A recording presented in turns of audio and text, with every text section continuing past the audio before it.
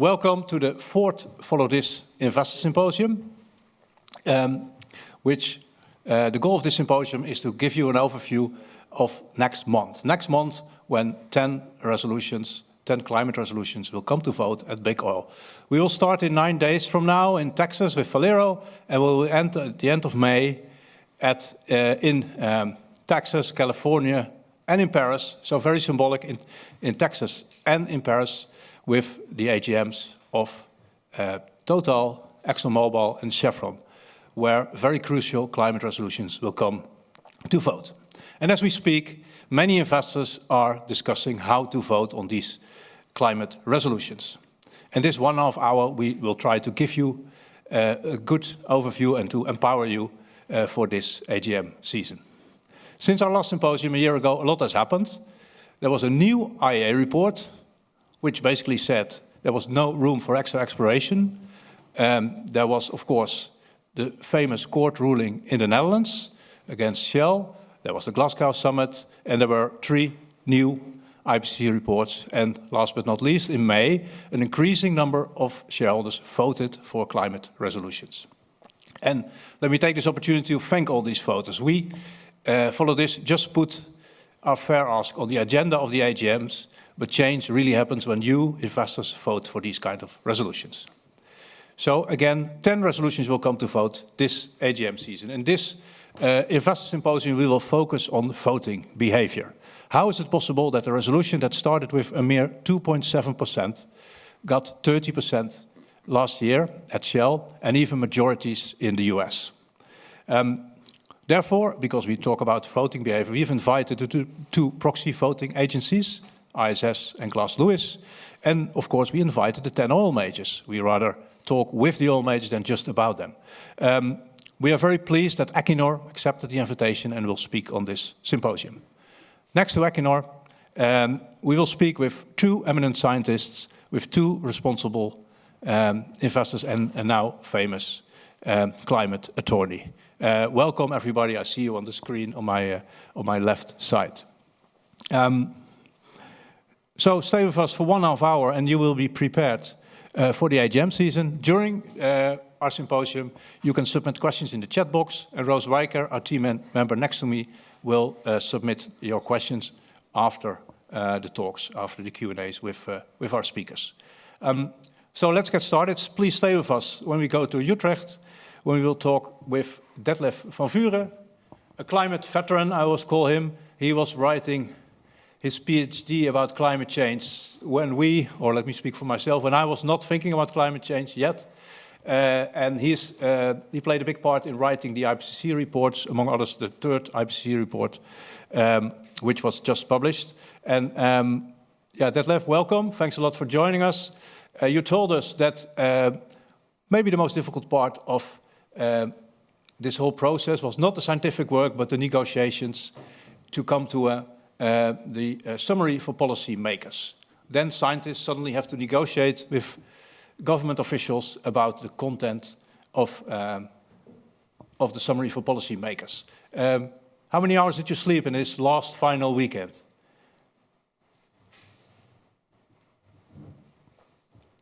I can't hear Detlef.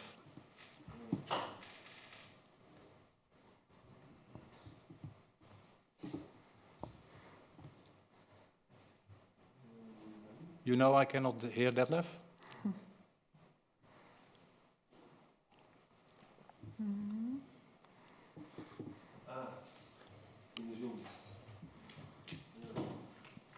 Can you hear me? Yeah, Detlef, you're with us now. I hope other people could hear him. Okay, I was the only one not hearing Detlef, so I already knew you only slept 1.5 hour in this final. So I was indicating that the summary of policymakers is approved by the government, which is extremely important, because it means that all the governments cannot negotiate effects anymore. They have executive effects, but it makes it also quite delicate. They simply have to accept it, because climate policy is getting so important, they negotiate quite toughly. Yeah, what was the toughest discussion in this last weekend? There were many of them, but finance was one of them, but also fossil fuels obviously is an important issue at the moment. Yeah. Were you proud that for the first time, the fact that the fossil fuel industry has to decrease was in the report? Yeah, there's a very clear statement in the report, and so it does indicate it's focusing there in the text mostly on 2050, but it's very clear that fossil fuels need to be reduced to nearly zero. Coal for sure, but also oil and gas. It's giving steep reductions now.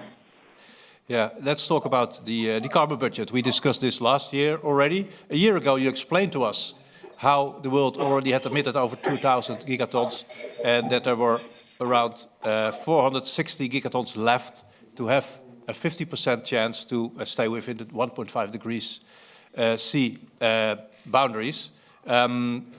So a year has passed, so what's left of this carbon budget? Yeah, so the world emits about 40 gigatons of carbon every year. So that means that the carbon budget is 40 gigatons less than it was last year. What is important, what happened since last year was the report of the Working Group 1 report, but it more or less confirmed simply what we already knew. And so they indicated 500 gigatons CO2 by 1st of January 2020. It means that there's 420 gigatons left to stay with 50% below 1.5 degrees. So this would mean that if we would continue on this pace, 40 gigatons a year, that within 10 years, between 10 and 11 years, our entire carbon budget is gone to stay within 1.5 degrees. So, what needs to happen to stay on the 1.5 degrees C pathway? Everybody's talking about net zero by 2050, but what do we need to achieve by 2030? Yeah, so the situation is even more dire than that. Right? So if you continue to emit 5 years of 40 gigatons per year, then there's almost no carbon budget left. And so the emissions need to be reduced almost immediately. And by 2030, to be on a reasonable track, emissions need to be down by almost half. We calculate 43%, and there's a range for 30 to 60% around that number, but more or less 50% reduction. Yeah, so science is telling us that we need deep emission reductions, deep CO2 emissions by 2030 already. What contribution does the fossil fuel industry have to make to that cut in emissions? And that's not so difficult to guess, simply because fossil fuels are the most important source of emissions. And so if total emissions need to go down by around 40%, it also means that the emissions from fossil fuels need to go down by that number. That also means, in principle, that unabated fossil fuel use needs to go down by a similar number. Now, you can distribute it a little bit across the different fossil fuels. It's logical that you do a bit more on coal, that oil would be around average, and that natural gas would be a little bit less than the overall. But for the overall number, it's somewhere in the order of 30 to 40% reduction seems to be consistent with the for the record, even gas has to decrease. Yeah, that depends on what you do for coal. But for instance, the IEA scenario does indicate a reduction of gas. Yeah. So if you would put yourself in the shoes of a CEO of an oil major, a difficult exercise, we have to admit, but what would you advise the CEOs of the oil majors across the board? What they should do in the next, what decisions do they have to take in the next couple of years? Yeah, and I assume that because many of them have confirmed that they want to be somewhat aligned with Paris. And so if you're responsible and you want to be aligned with Paris, it's simply clear. So emissions need to go down before 2030, not in 2050, but already around 2030. And that also means that in terms of the reserves, it's more or less that we can use the amount of oil and gas and coal that we have already available. So there's no need to develop more of that. So if I would be in that position, but that it means no exploration, it would be trying to be part of a transition towards a situation that we need to reach in the long term, which would be based on renewables. And reducing obviously also the emissions simply associated with the production, like methane emissions would be the first step, but simply also reducing your production volume is part of this. Yeah, so methane is also necessary. To end on a positive note, Detlef, is it still possible to stay within the 1.5 degrees C from a scientific standpoint? Yeah, and so the report indicates, yes, there are pathways that can achieve this. And so we see possible routes that technically and economically would achieve this 40% emission reduction. We, in the report, identify the reduction options that are available. It's a minute to midnight in that sense. But both in terms of technology and finance, those routes should be available. Thank you so much for this very clear kickoff of this symposium. So we know what to do now. So let's move to from Utrecht to Oslo, where we are joined by... But first we have some questions. Oh, you're right. I don't... Yeah, thanks a lot. No problem. Yeah. I have one question. So what do investors need to understand about the role of CCUS in the IPCC 1.5 degrees pathway, especially in relation to emission reductions in 2030? And this is a question to Detlef. Okay. And we don't hear you, Detlef, but I hope the public does. But, Perfect. Yeah, so in the report, there's clearly in the longer term a role for CCS and for also what we call negative emissions. But in 2030, that is obviously much less developed. And so there is a nice table in the report where we indicate emission reductions and also the role of CCS. But the biggest options are simply renewables, reducing methane, a lot of efficiency improvement. There is a small role there also for CCS, but it is much more limited than some of the other options. Okay, interesting. Thanks. And I have another question. You mentioned methane production. Why is that imperative? Yeah, so methane is a short-lived gas. It also means that you can make relatively rapid gains by reducing methane emissions. The carbon budget that I gave for 500 gigatons of CO2 simply depends also on reductions of methane. And so if we would not reduce methane, the carbon budget would not be 500 gigatons of CO2, but only 200 gigatons of CO2. And so we simply make the 1.5 degree target impossible to meet if we don't reduce the methane emissions as well. Great, thanks for the clear answers. I think we can go to the next speaker. Thanks, Rose. Thanks again, Detlef, for giving this clear start of the symposium. So now we move from Utrecht to Oslo to Hilde Røed. She is the Senior Vice President, Climate and Sustainability at Equinor. And Hilde, to make sure we start on the same basis, do you agree with Detlef that the scientific goal should be to reduce absolute emissions by 43 or around 40% by 2030?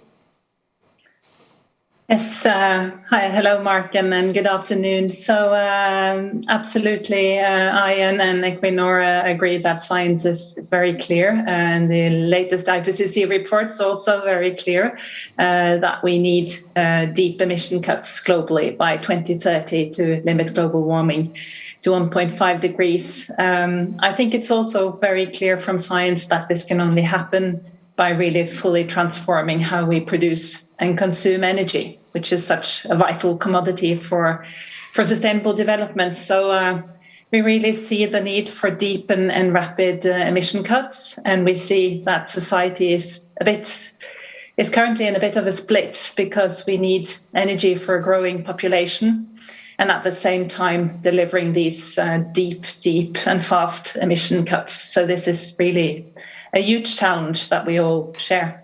Absolutely, a huge challenge. And again, thanks for joining us. We invited 10 oil majors, and you were the one to join us.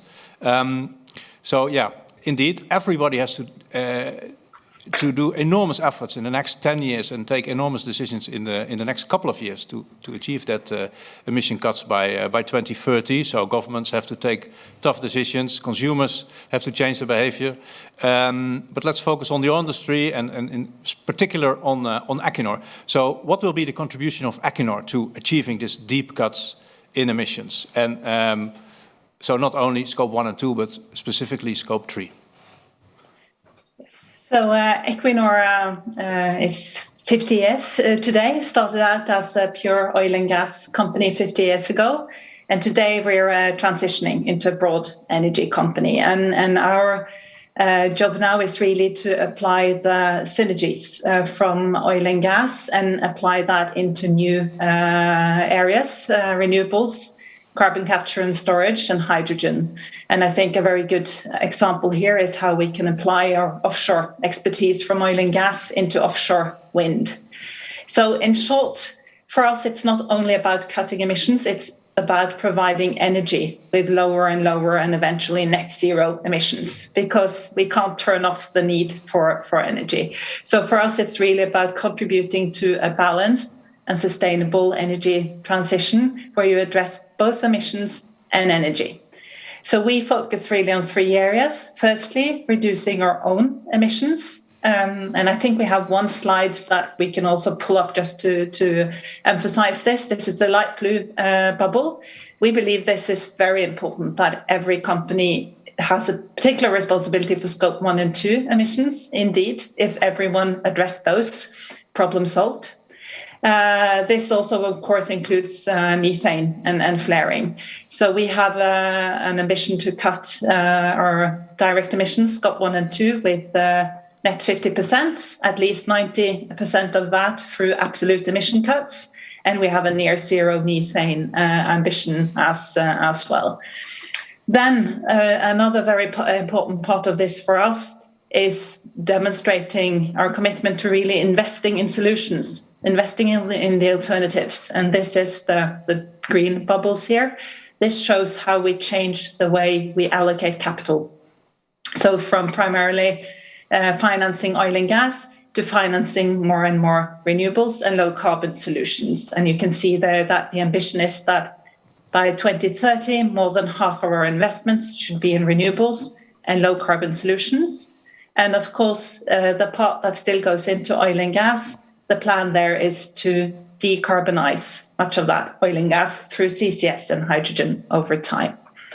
And then our third response here is really to looking at the holistic solutions. And this is the red bubbles you see.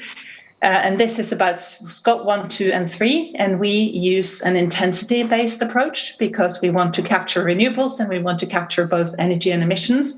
But it's about really delivering energy to the end user with lower and lower emissions. And here our ambition is to reduce with 20% by 2040 the intensity, emissions intensity of the energy, and 40% by 2035. And the key things here are really a very rapid growth in renewable energy, primarily offshore wind. It's carbon capture and storage and blue and green hydrogen, in addition to reducing our own emissions.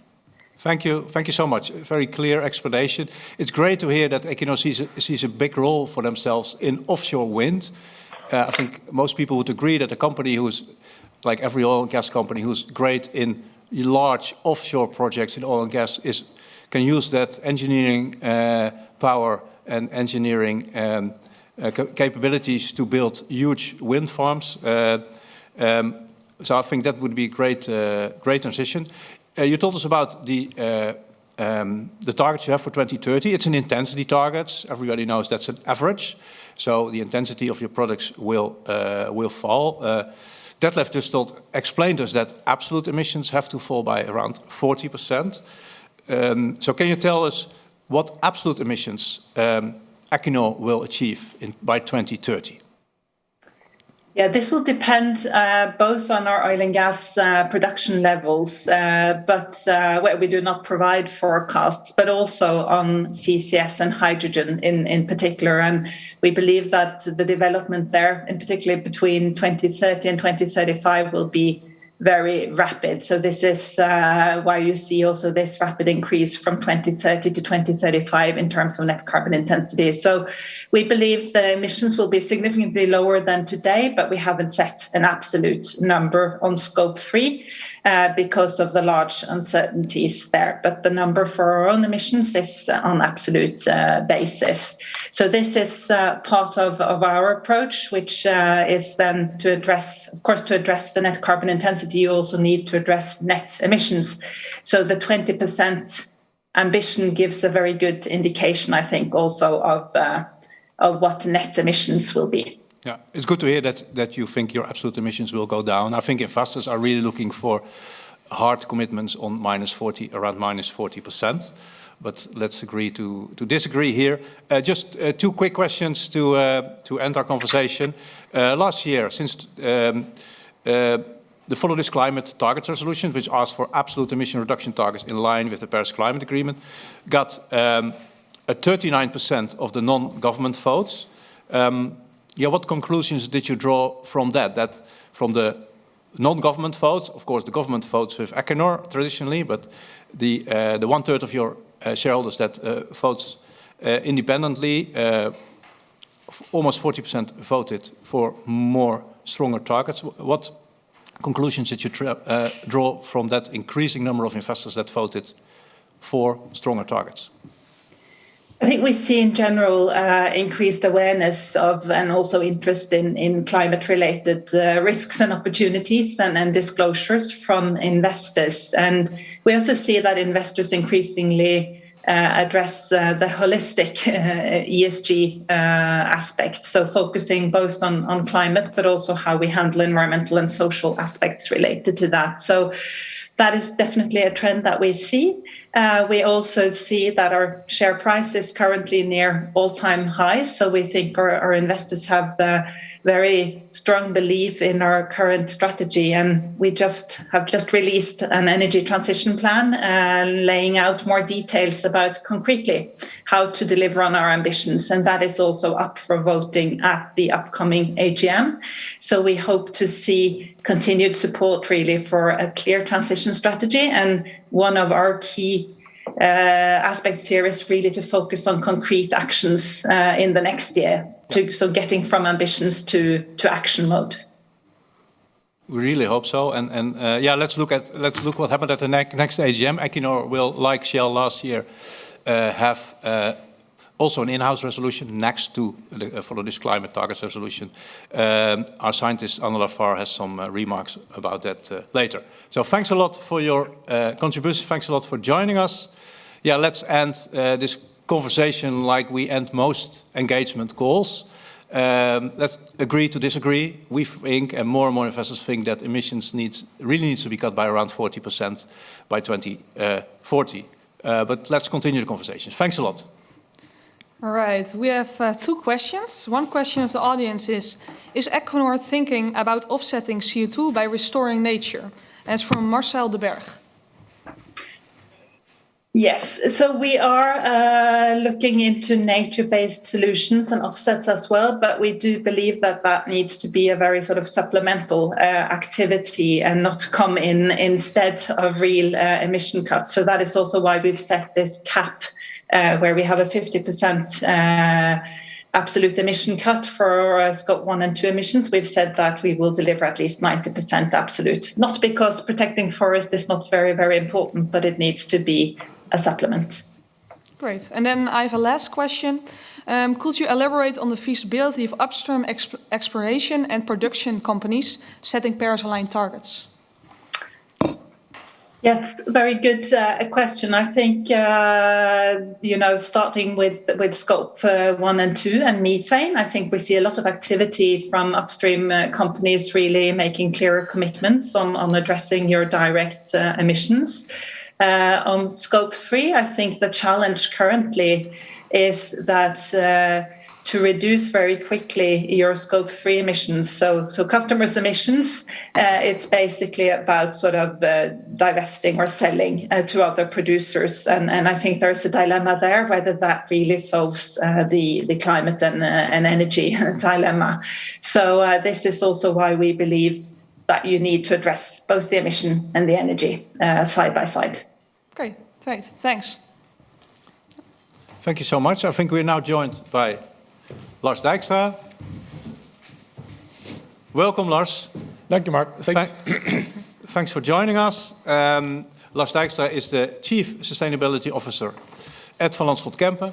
Van Lanschot Kempen was one of the first large Dutch asset managers who voted for the Follow This Climate resolutions back in 2017, already driving Shell to set a Scope 3 targets. So yeah, let's start with that question. You are among one of the first to vote for this kind of outsider resolutions, climate resolutions, against the voting advice of the board of Shell. It's the largest company in your country, so was it a difficult decision? Well, it was not an easy decision, but since we were with a smaller group of Dutch investors at the time, 5-6 years ago, we did our thorough homework ourselves. We discussed it amongst the other investors, and we thought it was still a very reasonable request from us to Shell to also include Scope 3. They were of a different opinion. I think what we always, as a long-term shareholder with Shell, have done, and also up until today, is that we support them. We see Shell, certainly at that time, we saw them as a front runner. And if you get 20% of the companies, of the front-running companies on the move, then our philosophy is that the other 80% laggards at some point, because for competitive reasons, will follow anyway. And that's exactly what happened. I mean, after Shell, Total, Equinor, the European oil majors followed. BP even followed later, the first Anglo-Saxon company, and last year even Chevron and Exxon, due to Shell pressure, started moving. So they are on the move. It's going too slow, but at least they are moving. Yeah, thanks a lot. That's also part of our theory of change. That if only one or two show that it is possible to change, that it is possible to shift investments to renewables. And shareholders will reward that, and customers reward that. Share price will go up, and others will follow. We need just, like with voting, you need the first followers, the first people who take that decision and show the others that it's possible. Like Van Lanschot Kempen has showed other investors, together with Dutch investors, that it's possible to vote for a climate targets resolution. Because when you first voted for the Follow This resolution, we only got 6%. Now it's already 30% at Shell, and even the majority in the US. So the next question is, why don't you divest? Like, there's also a strong call for get rid of oil and gas altogether. Yes, I think we all type of clients and investors have the same goal. I mean, we all want to achieve Paris goals as soon as possible. But we sort of, we also have clients who would like to divest. But we also have much more clients who really prefer the engagement and voting route. And that's also what we believe in, because we could theoretically today decarbonize our complete portfolio. We could sell all the oil, all majors and some other polluting companies, and then we have achieved our carbon reduction targets for us, for our portfolios, for our clients. But we haven't achieved any real-world impact. And I think that's the main change over the last few years, is that starting from a company-by-company analysis and to a more portfolio analysis. I mean, our mission of our company is protecting and creating wealth for our clients across the world in all asset classes and all portfolios. If we would just sell those fossil fuel companies today, we are not achieving that goal at all, because all the companies will be impacted by climate change in the 2.5 degrees, 3 degree scenario we are still in. We need to really, with those companies, create change and fast change to get them on the move, and because they have the knowledge, the capital, the brains to create this faster transition and to really get to renewable companies. Yeah, that basically Follow This was founded on that conviction that we need big oil to make that change, and we need to maximize influence and not divesting. So you think it's a duty of investors to make oil and gas companies really aware of the risks and opportunities of climate change? Why is that? Can you elaborate a bit on that? Why do you also use the word support? Yeah, so we are not activists, so we are not short-term shareholders. We are long-term shareholders in for example, in Equinor and Shell, Total, a few of those companies. We really think they are, from a financial and a sustainable point of view, they go in the right direction, but it's going too slow. But that portfolio perspective, that is crucial for us. And I think that's what, for example, proxy voters like ISS and Glass Lewis, they only look at one company at a time and then make a risk and assessment on it. We need to make a risk assessment of the complete portfolio of our clients. And that's why we need those companies to really, for their clients and their consumers, those are the biggest companies we are also invested in to really start moving, as I said, faster. Yeah, that's also a trend we have seen, that investors more and more take decisions based on the risk for their portfolio instead of the risk for individual companies. And this year you even took it a step further. Together with 7 other Dutch investors, you published a statement, quite a strong statement, about the oil and gas industry, about the industry in general, and about the role of investors. Can you elaborate a bit on the most important point of this joint statement? Yeah, so with some other Dutch, 7 other Dutch investors, we thought, engagement voting is very important, but we sometimes still have the opinion that it's going too slow, as I said. So the 3 most important points we are asking for the next 2 years, so to be happen before 24, is that first of all, they all set for 2030 absolute reduction targets in line with the 1.5 degree scenario, which is, well, the 43% that Detlef just mentioned, absolute targets. Secondly, to develop a decarbonization strategy, which is aligned with it. And third, come up with a capital allocation plan, which is aligned with that strategy. Yeah. That's what we are.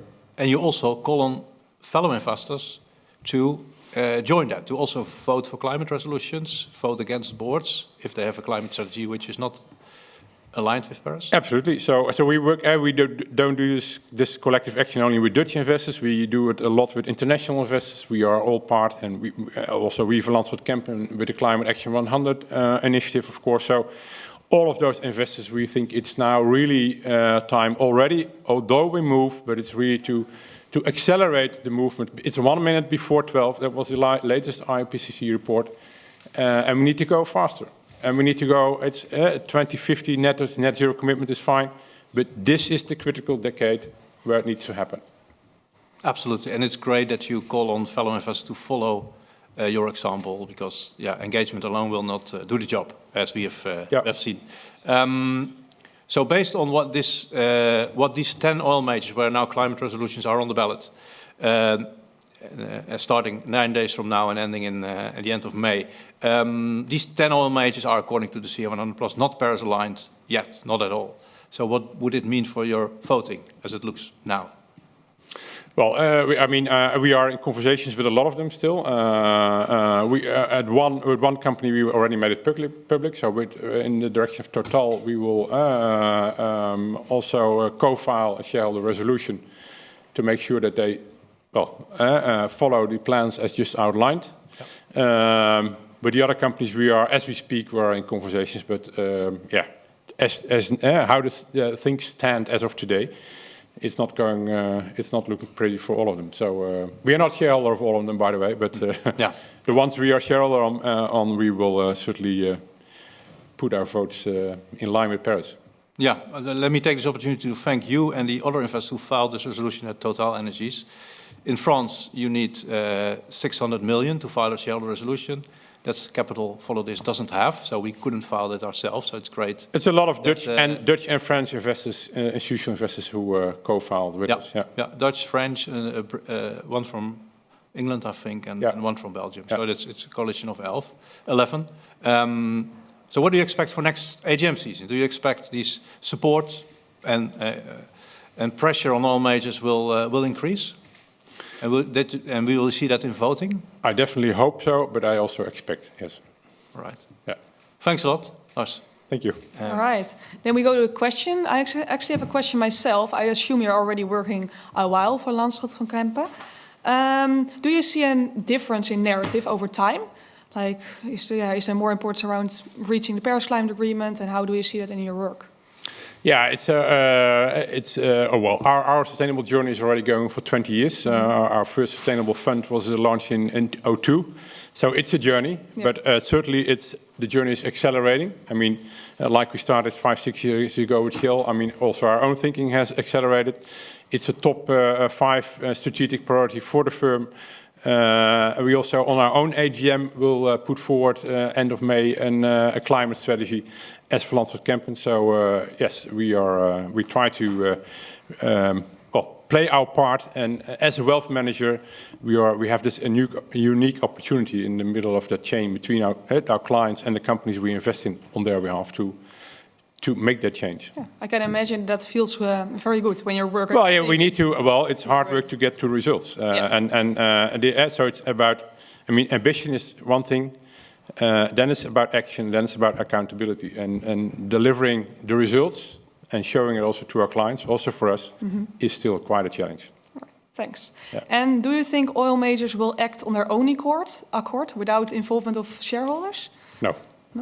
No, well, that has the history of the last 5 years already shown, but we need a lot more pressure. So coming back to divestment, we need more investors to vote, not less investors to vote, to get to more pressure as shareholders, as a group. All right, I think let me check for 1 second if you have any questions from chat. No, nothing. So I think, maybe, Mark, do you have any questions more? No, I think we have to move on. Thank you very much. Thanks a lot, Lars. And we now will go from Amsterdam to Falls Church in Virginia. Am I right? Yes. And there, Mary Minette, the Director of Shareholder Advocacy at Mercy Investment Services and lead investors for the CA100 Plus, will join us. Welcome, Mary. Thanks for getting up so early for us here in Europe. The Sisters of Mercy use their investments to advocate, and I quote, for systemic change. I quote because I think it's a very nice mission statement, for systemic change in the areas of non-violence, racism, the environment, concern for women, and immigration through shareholder advocacy and impact investments, unquote. So as a faith-based investor, Mercy was one of the first investors that connected the Catholic stewardship with climate action. And I think Mercy and other faith-based investors have really been the vanguards in the US of climate action in the financial industry.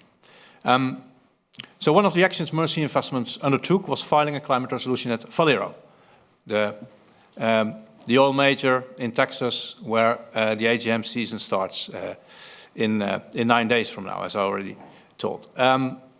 Which it will come to the vote in the upcoming AGM. So can you tell us what the resolution requests from the board of Valero? Sure, and thanks, Mark. So we're asking Valero, which is an independent refiner, so they don't do exploration and production, they are purely a refiner of fossil fuels, to issue an annual report disclosing their near and long-term targets for reducing greenhouse gas emissions in line with the Paris Agreement, and also a plan to achieve their goals. So Valero is a very large player in the refining market, but alone amongst the U.S. refiners, they don't report their Scope 3 emissions.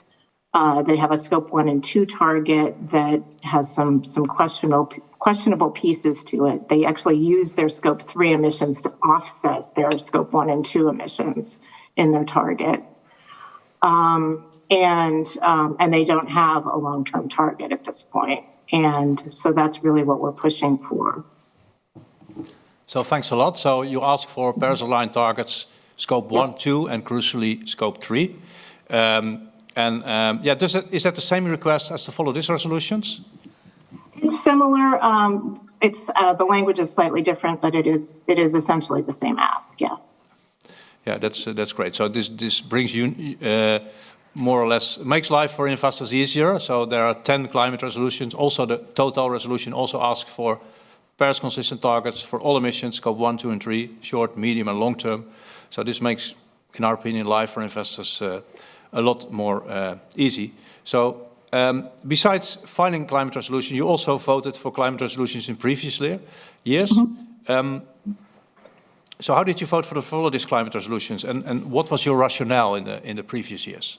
Yeah, so we have a set of proxy voting guidelines that we refine sort of year to year based on issues that are new issues coming up, on the best available science, and on our shared values as the Sisters of Mercy. And we've been voting for resolutions requesting targets for many years.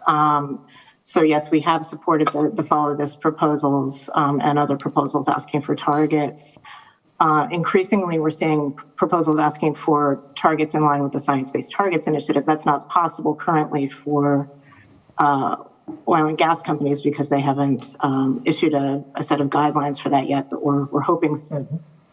But we do see that as a really key piece of company action, particularly from oil and gas companies. And so we're happy to support that. I mean, the other thing that we're starting to think through is how we would apply our values to voting for or against directors if companies aren't moving quickly enough. And I think that's someplace that many investors are going to be thinking pretty carefully about in coming years, because the truth is the companies just are not moving fast enough, as others have said. Yeah, thank you. That's a trend we're also seeing. So obviously, since you have filed the climate resolution at Valero, you had a lot of engagement. Of course, this is confidential, but what we also had a lot of engagement with the other 8 oil majors while we filed climate resolutions. And to be honest, this was always a difficult conversation, because they tried to convince us to withdraw the resolution because they already do enough, and we tried to convince them that they really have to decrease their emissions. Do you recognize that?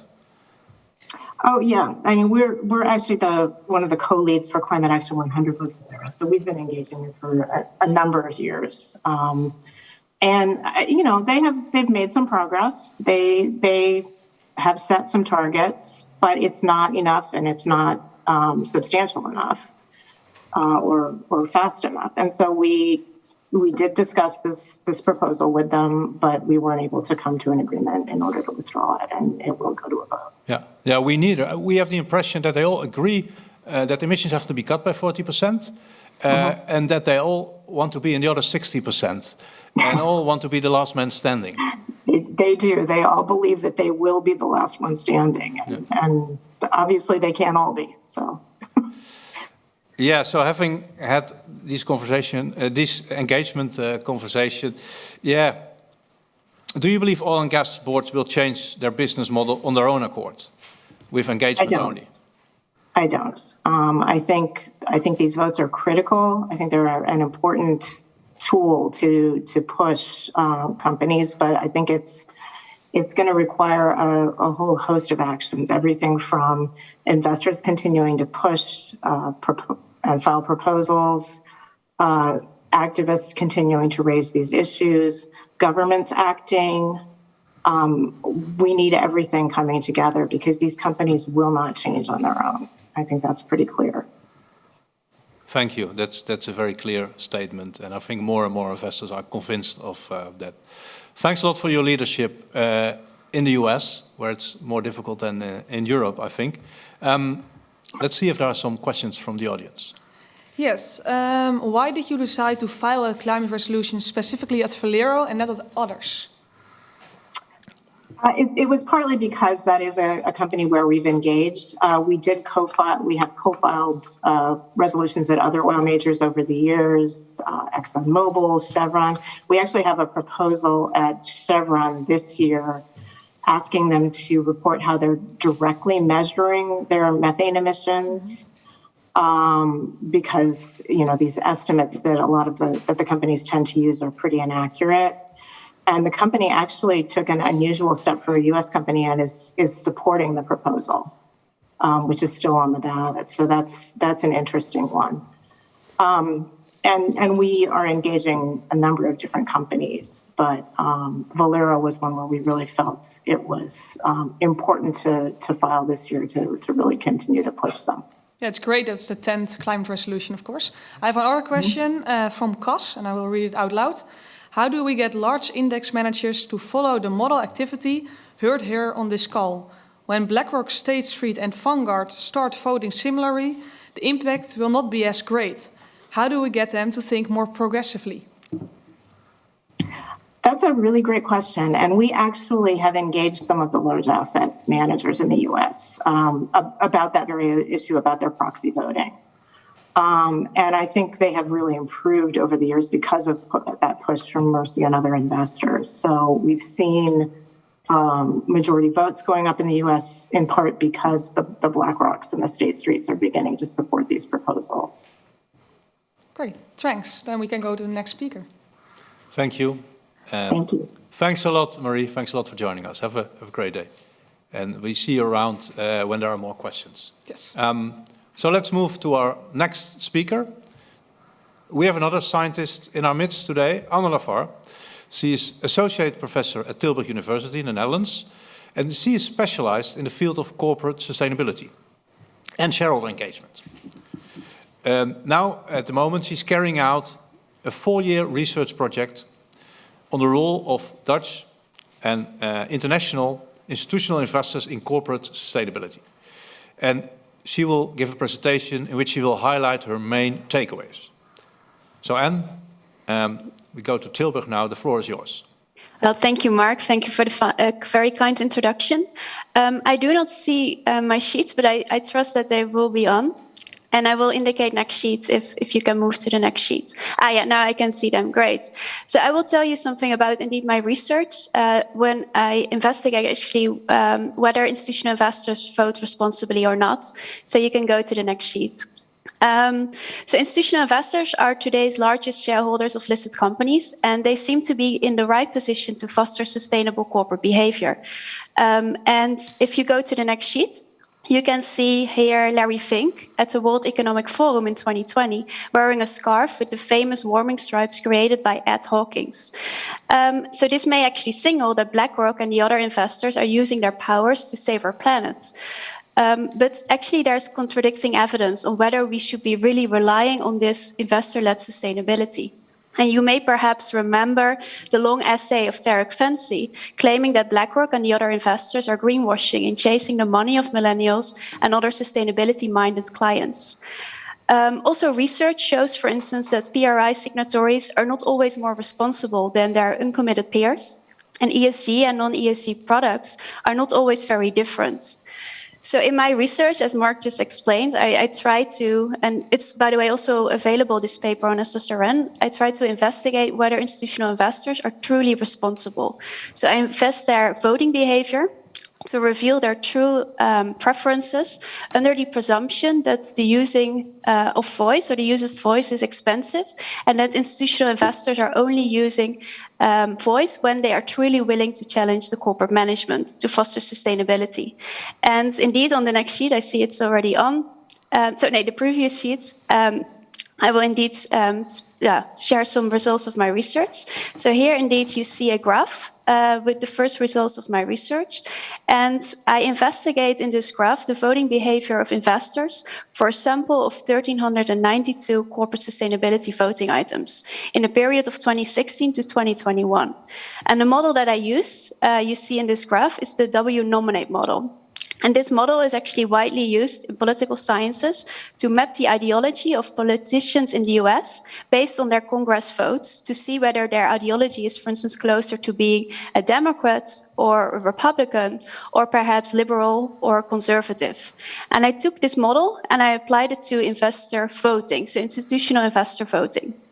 So you see the graph, and the x-axis, so the horizontal axis, is important here because it shows the ideology of the institutional investors in my research. And you can see that the institutional investors on the left are considered green and responsible in this model, so voting in favor of corporate sustainability proposals and against management, like with the Follow This proposals, whereas institutional investors on the right can be considered not sustainable at all. And the y-axis, just to inform you, is just to count how many institutional investors I added in the model. So focus on the x-axis. And the institutional investors on the left, so the closer to -1, are the most responsible, including large Dutch and European investors, like you can see on the sheet, BNP Paribas, but also ISS Sustainability Advice. And also I have to mention Kempen is also on the left part of the model. And unfortunately, I didn't include Mercy investors in this research, but I'm very interested in seeing that you are also probably on the left of this model. On the far right, we see actually a blurry mix of institutional investors at +1, including BlackRock and even BlackRock ESG funds.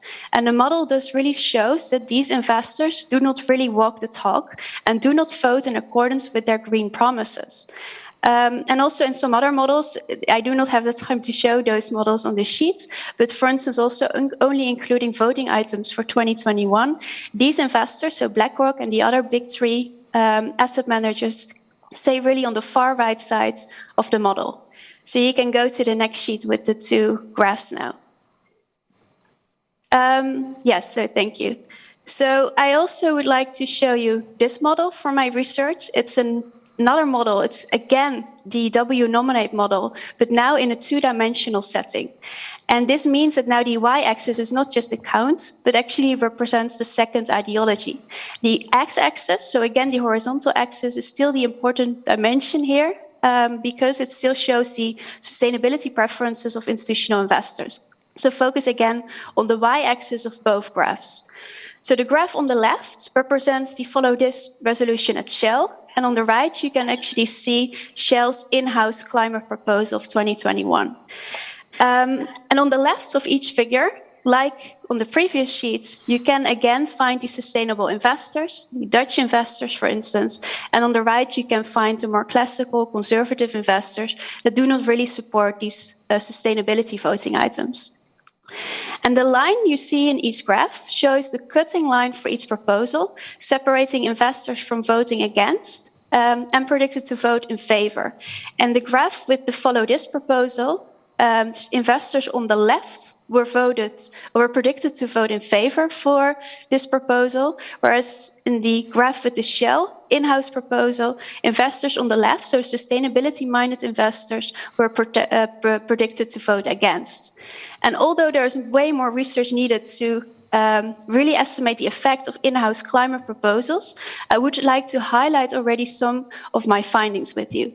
So first of all, I can tell you that the model for these two voting items had a lower prediction accuracy for these two proposals than for the other voting items on average in my sample, highlighting that institutional investors actually have more problems in determining their preferences when they face these two competing proposals.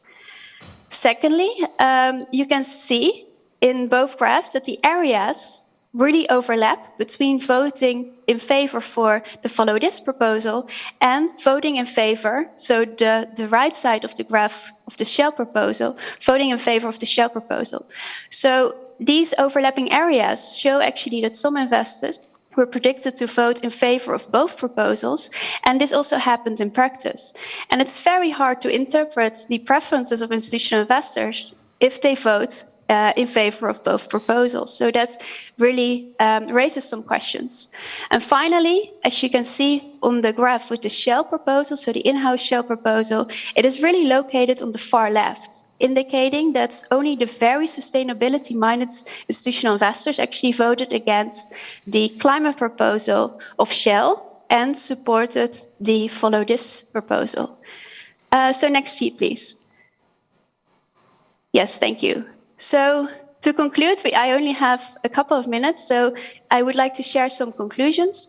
First of all, my models clearly show that many Dutch and other European institutional investors truly vote responsibly, whereas the true preferences of BlackRock and other large US investors are probably not as green as they may advocate.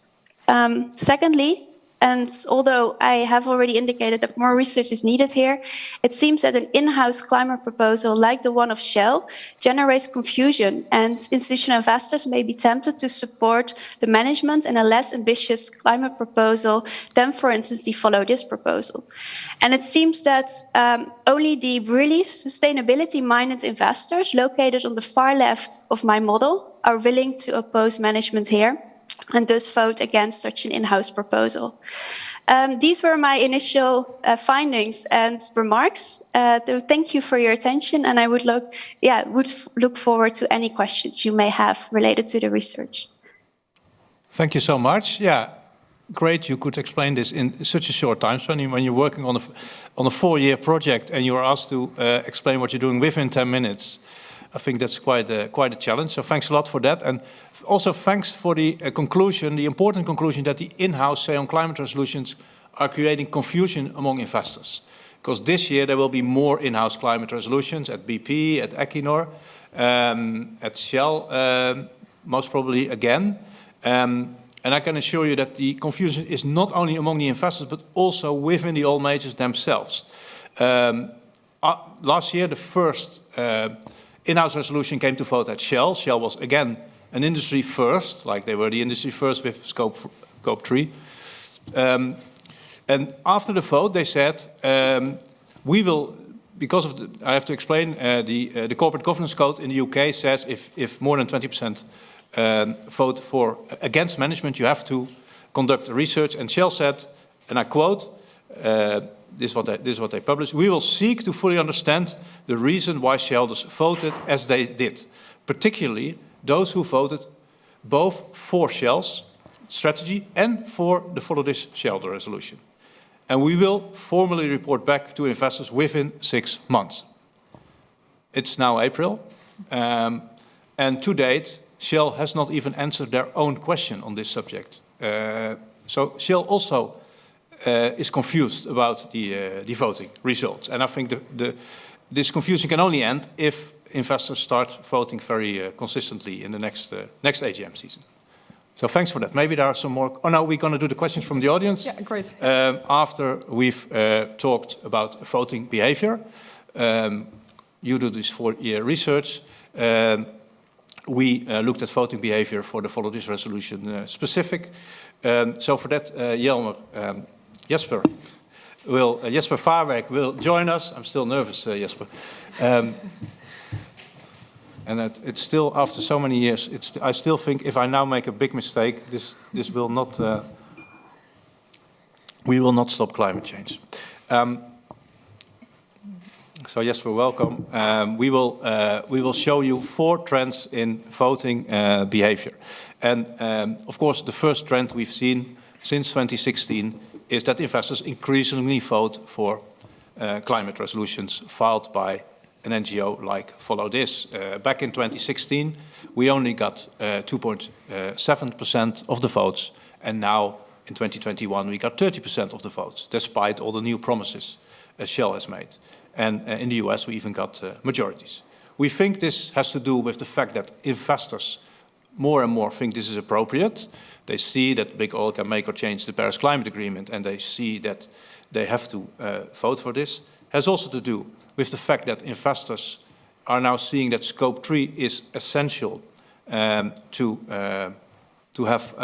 fight the climate crisis, that without Scope 3 targets, it's no use to talk about climate action with an oil major. In 2016, 2017, most investors agreed with the oil companies that Scope 3 is not part of their responsibility.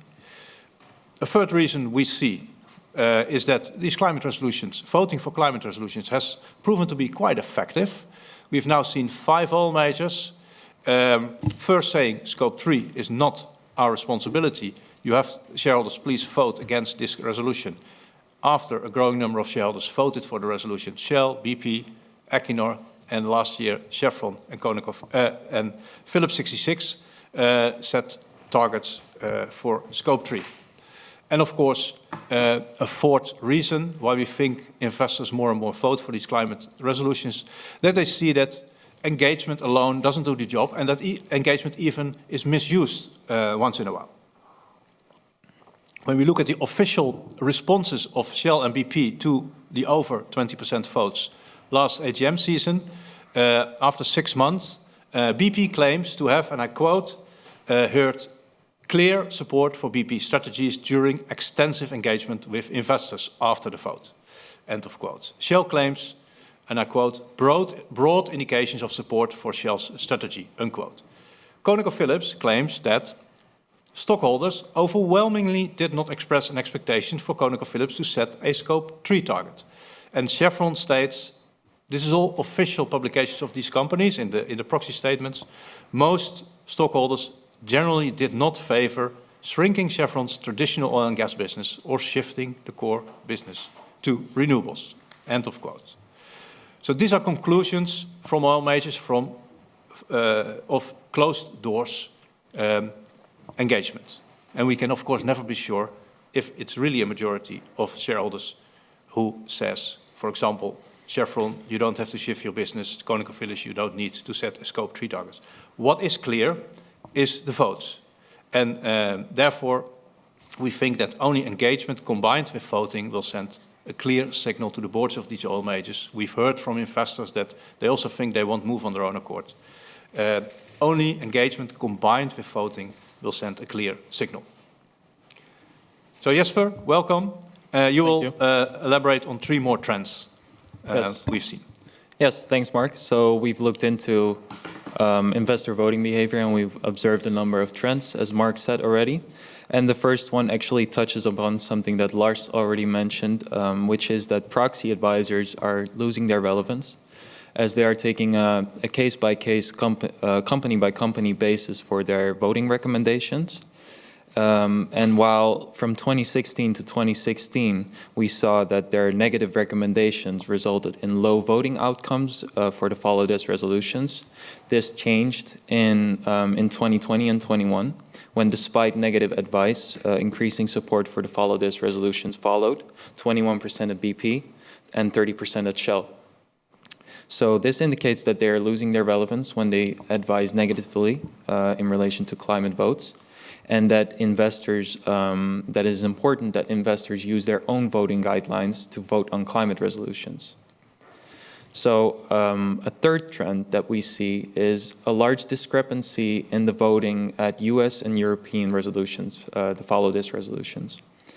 For instance, when we look at the votes at Shell and Chevron last year in 2021, 30% voted in favor at Shell, while 61% voted in favor at Chevron.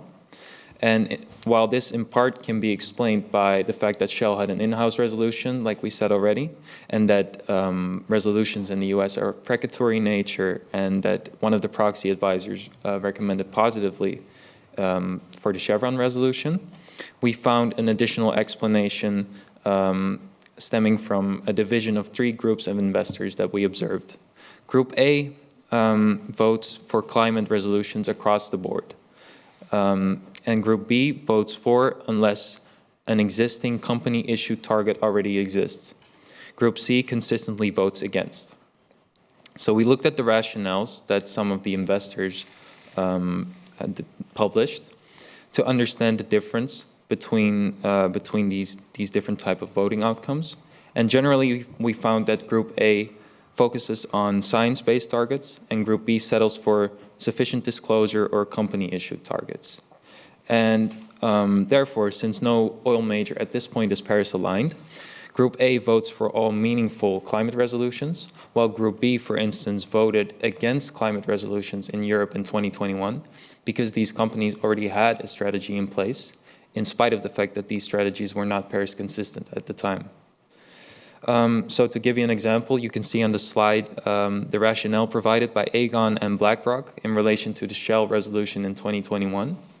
Aegon, who voted for, stated that Shell still did not set clear, measurable intermediate goals for 2030, which is not in line with the Paris Agreement. While BlackRock, who voted against, stated simply that the company already provides sufficient disclosure. So we luckily see that Group A is growing in the past years, and we expect a further increase in the coming year. So the fourth and final trend that we've observed in voting behavior, especially in the last year, is that investors increasingly start to vote against board members when they feel like they're not acting in the interest of the company and in their portfolio interest. This was shown specifically at Exxon in 2021 when 3 board members were ousted by investors. And this year, it will also be interesting with Majority Action, the shareholder advocacy group from the US, recommending investors to vote against directors in most of the oil majors who failed to address last year's majority votes, particularly from the Follow This resolutions. Majority Action thinks that this trend will likely continue, and an increasing numbers of investors are adopting board accountability policies in their voting guidelines right now. So we are hoping that investor support will increase the results this year. Thanks a lot, very clear. It's great to make very clear that there are 2 kind of approaches to voting, and that's, settle for company-issued targets or insist on climate, on science-based targets. And we expect these Group A to grow because more and more investors also realize that all majors won't move on their own accord. Exactly. Yes. So thanks a lot for explaining this. Now we go to questions from the audience. Yes. For Anne and Jesper. Yeah, for both. Yes, I have 2 questions. First, one for Lafarre, Anne Lafarre. So, do you delineate, difficult word, those votes which are made by the investors internally versus those outsourced to IS and Glass Lewis?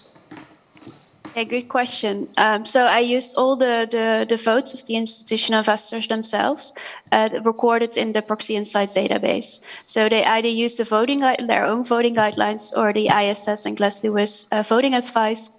But when they followed it, I incorporated it as their own votes. Okay, great. And next question. This question was from Cas, by the way. Next question is from Marcel de Berg. Have you an idea what the resistance is for not voting in line with the Follow This resolution?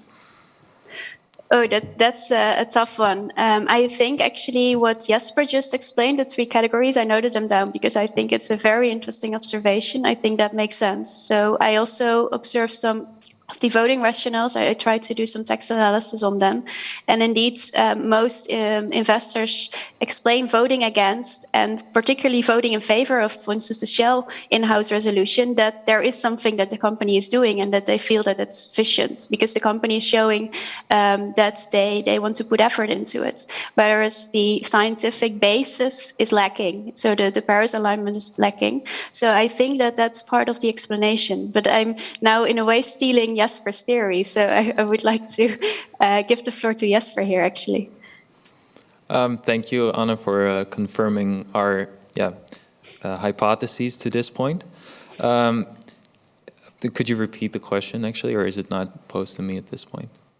What I can add to it is that we increasingly see investors not accepting the narrative that you should reward incremental progress, and the narrative of all majors that if you vote for this kind of resolutions, we will shut the door and you will have no influence at all anymore.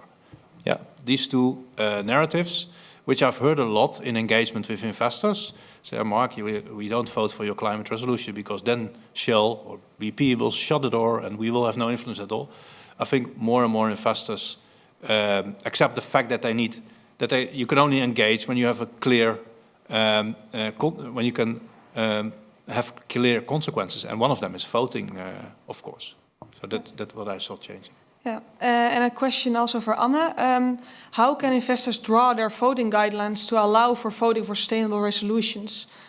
Have you any expertise on this? Or?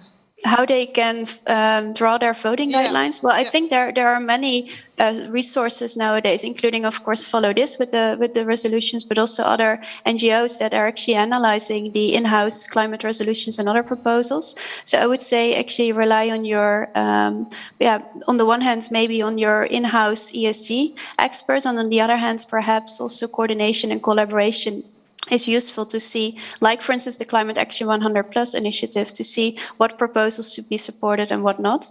But I think I again rely on the previous argument of Jesper that it should be science-based, so scientific resolution. Yeah. All right. But I'm not a practical expert here, so I need to make that disclaimer. Okay, thanks. I think that's everything for now.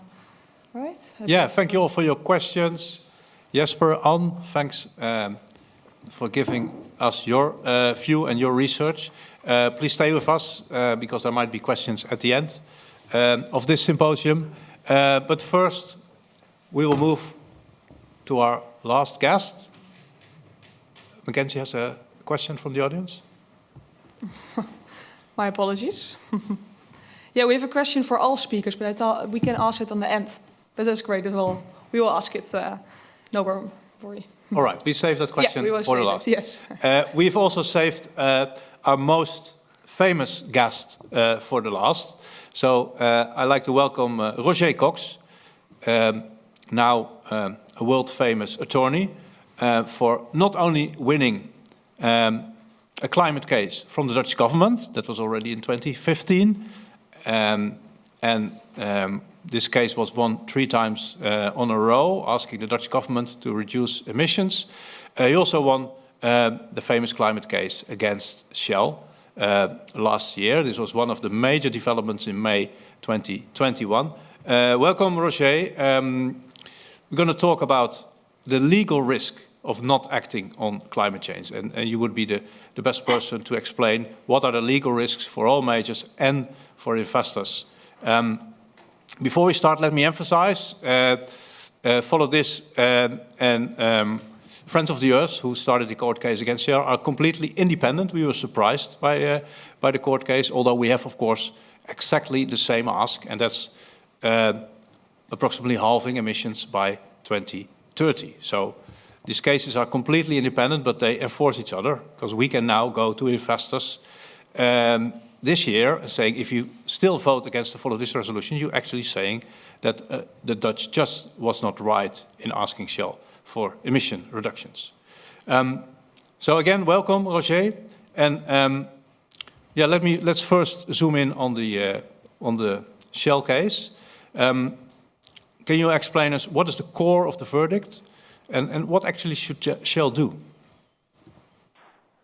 Yes, good afternoon. Thank you, Mark, for that kind introduction.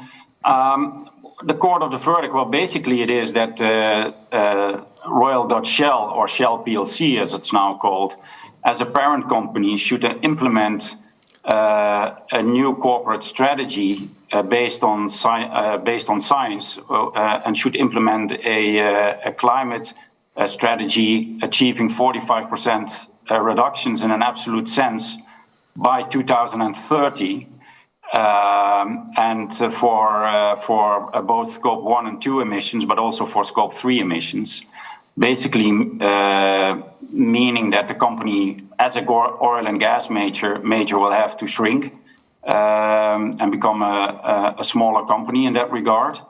And if they do not comply with that particular order, then they will be liable for violating a duty of care and including human rights violations. Very clear, thank you. Yeah, we still think that companies like Shell shouldn't even be smaller companies by 2030, but completely different companies with, of course, less oil and gas. But if they would invest heavily in renewables, they could play a big role in renewables. Yeah, for sure. This is said a lot by these oil majors that Follow This, Friends of the Earth, they're all asking us to wind down our business. We're not asking this, we're only asking them to wind down their emissions.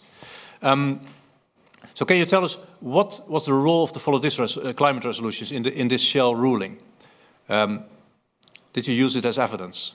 So obviously everything that we say in court has to be backed up with evidence, and we've used a lot of evidence, but for sure the climate resolutions of Follow This, and more specifically the negative advice of the boards to shareholders to vote positively for these Follow This resolutions, has been very important evidence, because it shows that there's a discrepancy here. A company claiming to be Paris-aligned on the one hand, and then a resolution that says, well, shouldn't you adopt a strategy that indeed is Paris-aligned, and then advise your shareholders to vote against that particular resolution, shows basically, and to put it shortly, that you're greenwashing your oil and gas business, and in fact are not Paris-aligned at all.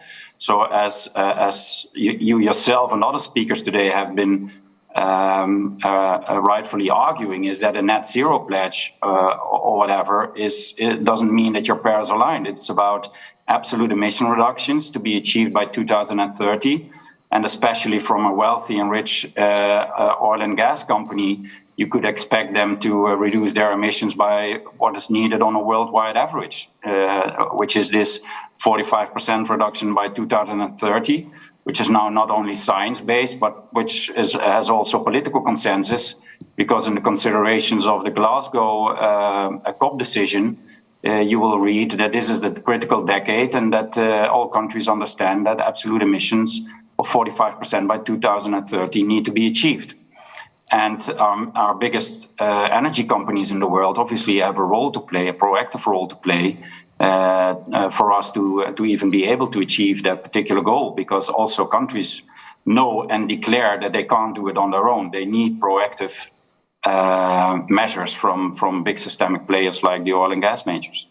Yeah, it's great that so many different organizations are making crystal clear that everybody has to contribute, and that judges also now make clear to the industry that they're not exempt from action, that they even have a very big role to play. So Shell has seen the verdict. They were quite surprised. Ben van Beurden, the CEO of Shell, said it goes against everything I believe in, and so they appealed. They now say they have responded to the verdict by setting a Scope 1 and 2 target, and claiming that Scope 3 was only, and I quote, a significant best effort obligation. So what's your response to that? Well, a significant best effort obligation is quite an obligation. So this typically means also in context of all the considerations of the court, that basically you could argue it's almost a result obligation for Shell to do so. And to give you some court considerations in respect to Scope 3 emissions as well, the court added that drastic measures and financial sacrifices may be required. And the court also added that Shell may have to limit production and forgo new investments in oil and gas. So also taking into account the considerations of the court, it's pretty clear that oil and gas production and trade in oil and gas production should be curbed in order to achieve this emission reduction target of 45%. Also because obviously a corporation has total control over what it produces and sells. So I would argue that the only reason they could come away with not achieving 45% in Scope 3 emission would be some circumstances that is totally without their control. And since production and selling products is in total control of the company, I can't see how they could avoid, from a legal perspective, to reduce 45% by 2030 for the Scope 3 emissions as well.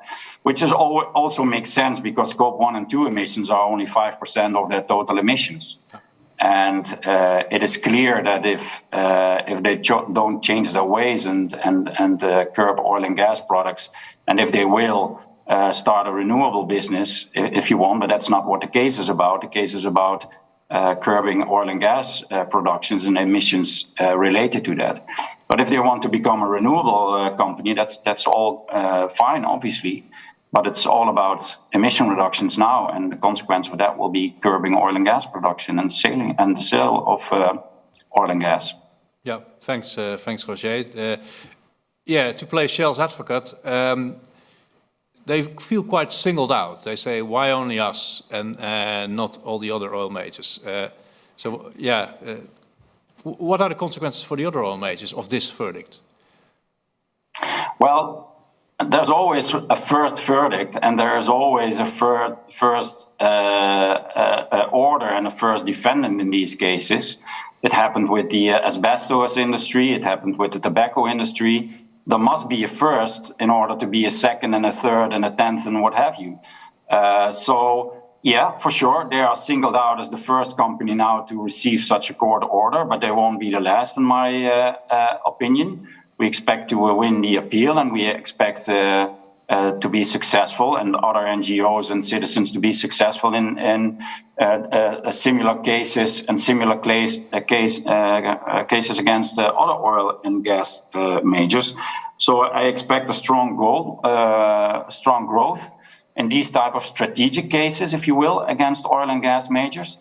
But it also will have a trickle-down effect in a way, because all new oil and gas projects will probably also be very much scrutinized and will be litigated against, also especially because of the findings of the International Energy Agency last year of what is needed to achieve net zero by 2050 in the world and also secure energy, our energy appetite. And it's pretty clear that we have to stop funding and exploring for new oil and gas fields, because there's no room for that anymore. Yeah. So I also expect these type of cases to go forward. The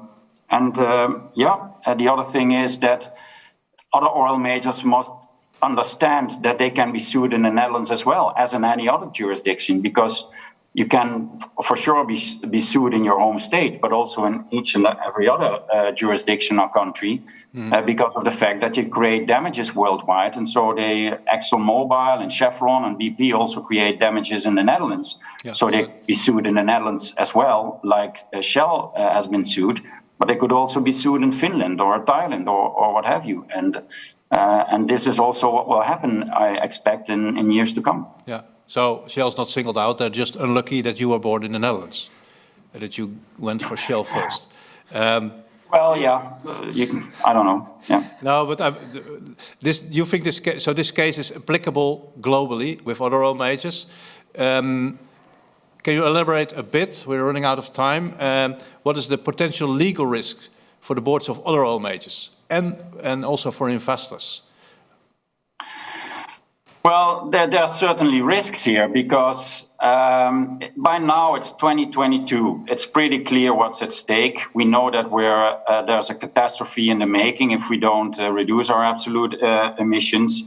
And also directors of these large oil and gas companies know that if they don't do their part, we won't achieve that goal. And the consequence of that will be that there will be catastrophic harm and damages around the globe on an annual basis, which will only get worse and worse and worse. So there's sort of this perpetual damage construction that will be going on if we don't make the Paris goal.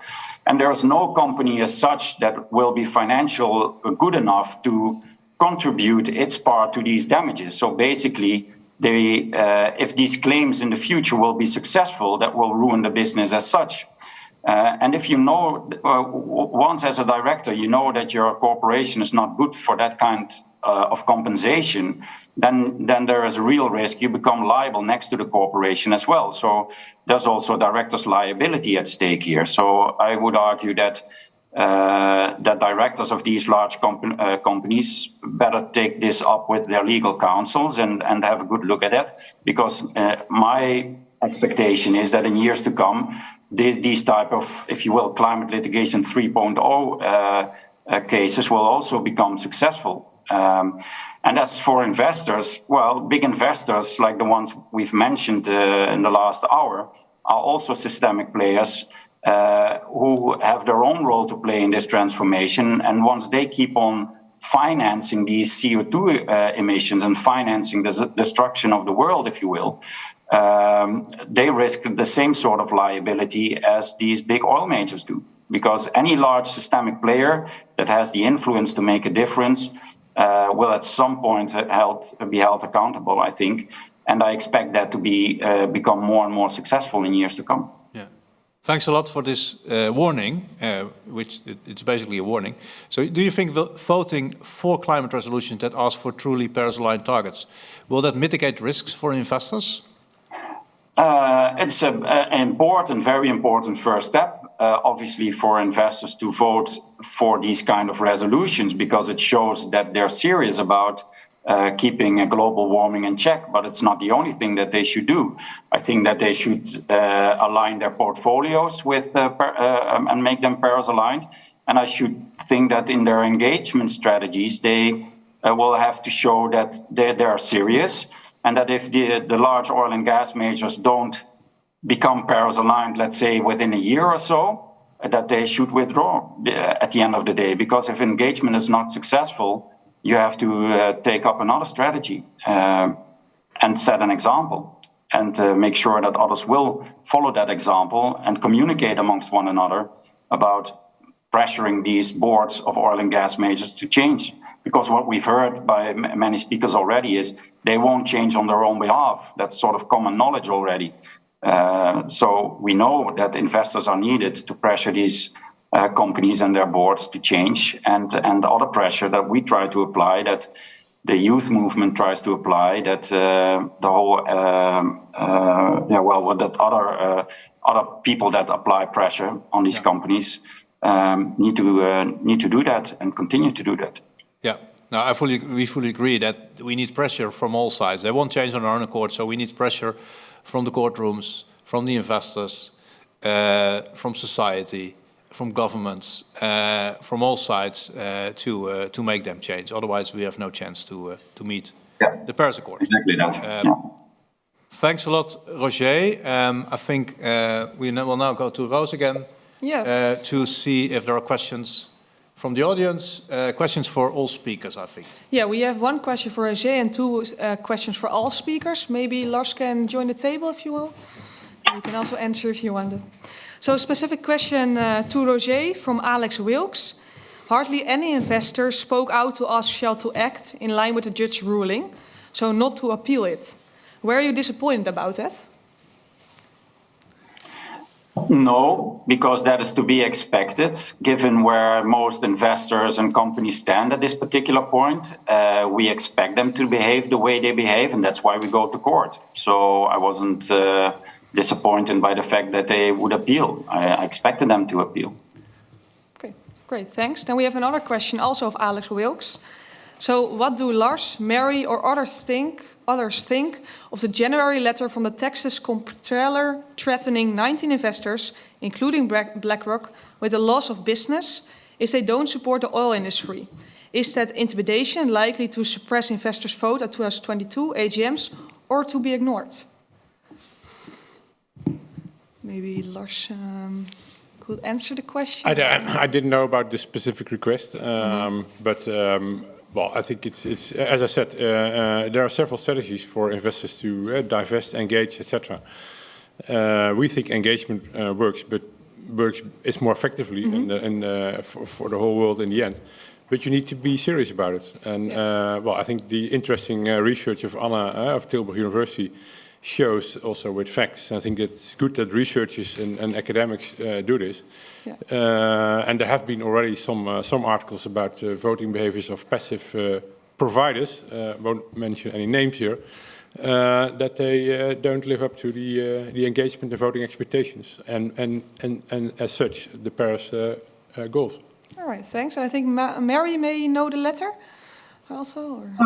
Yeah, I'm familiar with that, and it's something that we're seeing a sort of bubbling up in a number of different states that are a little more conservative in their politics. I think it's concerning, but my guess is that it will not impact voting behavior. I think that ship has sailed.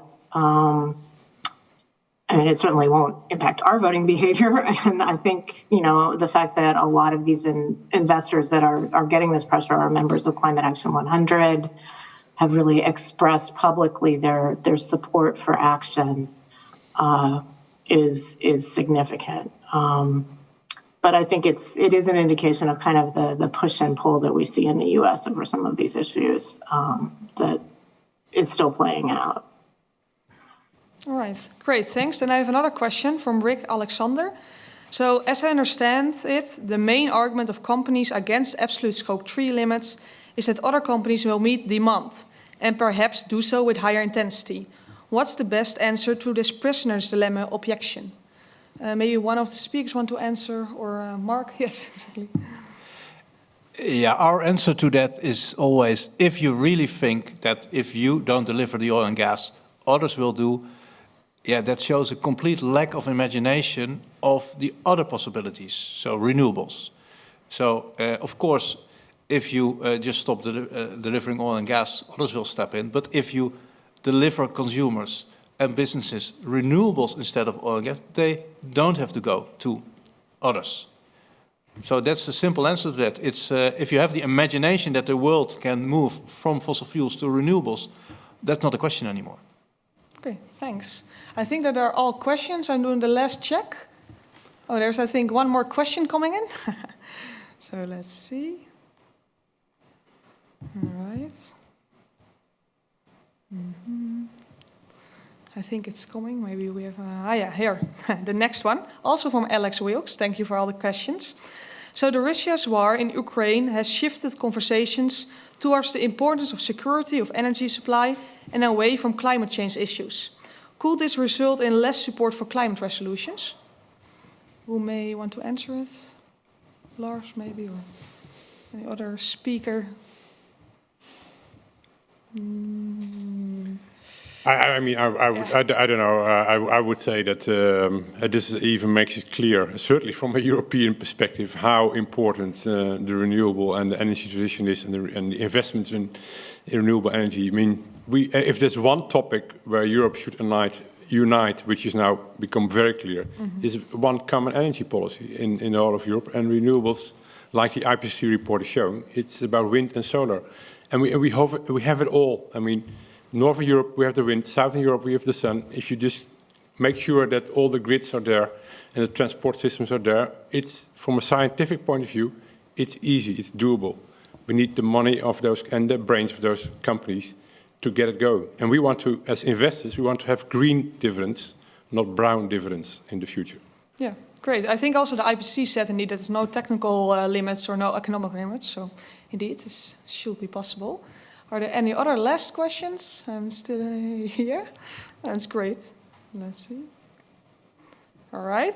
So from Lisa Lindsley, for Lars, when asset managers are in dialogue with fossil fuel companies but are not using their voting power, how can clients evaluate where the asset manager is fulfilling their fiduciary duty? And it's also for Mary, the question. We are completely transparent about all our voting behaviors, so all our voting and votes are on our website. So that's what I mentioned earlier today. Accountability is very important as well. So from us to our clients, and yeah, we are transparent. All the engagement of all companies is also on our website. So it's all there. I mean, also we make mistakes, we can improve, but that's why the researchers like Anna can do their work as well, because we make them public. And Mary, would you like to respond? I would say, you know, as an asset owner, to me, it shows the importance of engaging with the people who manage your money, and saying to them, look, this is very important to us, and you need to look at your voting behavior. But I also think it's important to engage more broadly through initiatives like Climate Action 100, organizations like the PRI, to make sure that investors broadly are doing this and being transparent about it. Great. Then we have another question to Roger from Lisette. Do you think that besides companies like oil majors and investment companies themselves, directors and board members face litigation risks? I think you also shortly touched on it, but maybe you can elaborate more on it. Yeah, I touched on it basically. Yes, I do feel that there are risks involved because of the reasons I just explained. I don't think that this is the podium to further explain that from a legal perspective. But I expect this to be out in the open in a more elaborate way within a few weeks. So we will address that issue more broadly in weeks to come. All right, thanks. I think that was it all. There's one more. There's one more. Oh, which one? It's not sending. Oh, it's not sending. Otherwise, you can answer it. Yeah. It's from Alex Wilkes, and the question is, what do Lars, Mary, or others think of the January letter from the Texas comptroller threatening 19 investors, including BlackRock, with loss of business if they don't support the oil industry?